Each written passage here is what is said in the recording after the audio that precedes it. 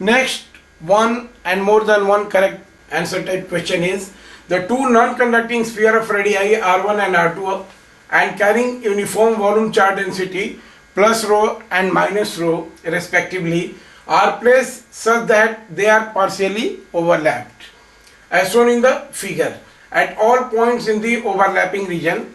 This is the overlapping region. Now at all points of the overlapping region you have to answer the following questions. The electrostatic field is 0, B, the electrostatic potential is constant, and C, the electrostatic field is constant in magnitude, and D, the electrostatic field has same direction. Now this has been asked in JEE Advanced 2013 +3 and -1 marks. So सबसे पहले ये concept हम बता दें कि what is electric field inside a non conducting charge sphere. Now आपको ये expression derive किया जा चुका है और बता चुके हैं हम कि अगर मान लीजिए किसी स्फीयर से किसी चार्ज स्फीयर के सेंटर से जिसकी चार्ज डेंसिटी रो है, ठीक है, रो है, तो वहाँ से उसके अंदर के किसी पॉइंट पी पर जो यहाँ से इसके सेंटर से r डिस्टेंस पर है, यहाँ पर इलेक्ट्रिक फील्ड क्या होता है. Now expression for electric field at any point inside the charge sphere. अगर ये हम इस पॉइंट को P करें तो यहाँ पर इलेक्ट्रिक फील्ड के लिए एक्सप्रेशन होता है this vector E is equal to rho by 3 epsilon not into vector R. ये R एक वेक्टर है और वेक्टर का डायरेक्शन ये इसके सेंटर से इस पॉइंट P की तरफ CP के लॉन्ग है. अगर देखिए, अगर चार्ज पॉजिटिवली चार्ज रहेगा, अगर ये पॉजिटिवली चार्ज रहेगा तो इलेक्ट्रिक फील्ड का डायरेक्शन अवे होगा, और अगर ये निगेटिवली चार्ज रहेगा तो इलेक्ट्रिक फील्ड का डायरेक्शन टुवर्ड्स होगा. माइनस सिग्मा केस में इधर टुवर्ड्स सेंटर होगा और प्लस सिग्मा के केस में अवे फ्रॉम सेंटर होगा, राइट.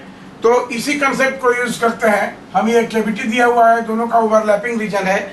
इस ओवरलैपिंग रीजन में कोई पॉइंट हम P कंसीडर करते हैं, राइट. ये सपोज इस ओवरलैपिंग रीजन में हमने कोई पॉइंट P कंसीडर किया.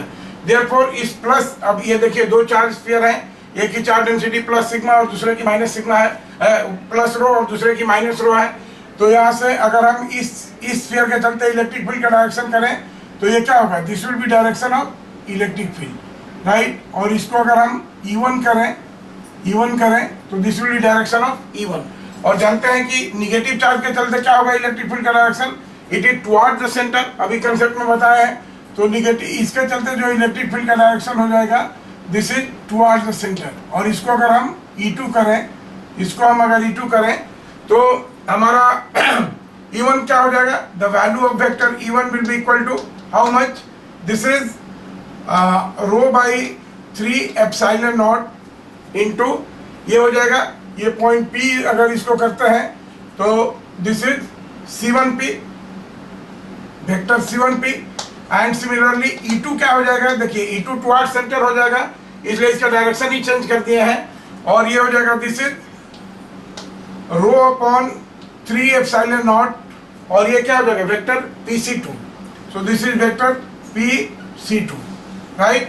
अब total electric field, net electric field अगर हम यहाँ पर करें तो this vector E will be equal to vector E1 plus vector E2. अगर ये करेंगे और ये हो जाएगा हमारा rho by 3 epsilon naught, this will be common.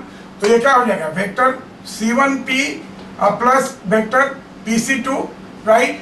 और इन दोनों को देखिए वेक्टर C1P प्लस PC2, अगर वेक्टर मेथड से इसको ऐड करेंगे तो हमको क्या मिल जाएगा, ये मिलेगा हमारा, ये वेक्टर मिल जाएगा, this is vector C1C2. So देखिए this rho by 3 epsilon not into vector C1C2, ये हो गया. This is total electric field at point P. ये अब यहाँ से हम सारे ऑप्शंस को देखते हैं, राइट, कि द इलेक्ट्रोस्टैटिक फील्ड इज 0. देखिए एट इन दिस रीजन, ये बोल रहा है ऑप्शन बोल रहा है इसमें कि at all point in the overlapping region. Now this is overlapping region. इसके किसी भी पॉइंट पर हम अगर ये देखें तो हमारा इलेक्ट्रिक फील्ड क्या होगा, दिस विल बी इतना वैल्यू आ रहा है रो बाई 3 एप्सिलॉन नॉट C1C2 का भी वैल्यू है, अगर इसका जो भी वैल्यू है तो ये आएगा. तो दिस इज नॉन जीरो, और यहाँ से हमारा ऑप्शन क्या हो जाएगा, ऑप्शन ए हमारा हो जाएगा wrong, right. Second, the electrostatic potential is constant.